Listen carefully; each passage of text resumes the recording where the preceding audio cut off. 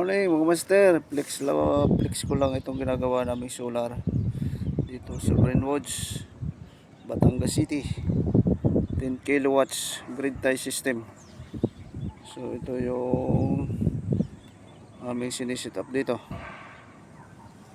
So ito yung unang string, 6 pieces na 550 GA solar.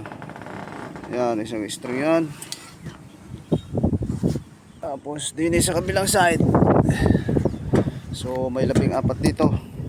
Ito isang string din, 6 pieces din. Then doon sa baba ay 8 pieces na 550 watts. Puro 550 watts yan. So 8 pieces yun din ang isang string. Bali 3 string siya. So tapos na yung pagpipix ng mga panel. Then tapos na rin yung cable pulling. Tapos na yung termination dito sa taas. So pinipix na lang yung nasa baba, yung papuntang inverter kasama ko.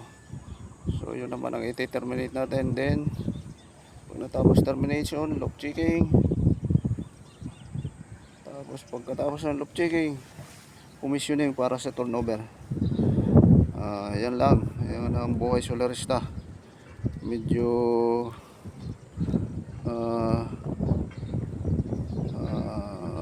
delikado din minsan, lalo itong bubong ay medyo, yung slope niya medyo delikado. So kailangan 100% tie off ang ating harness. Yan lang mga master. Tayo bababa na.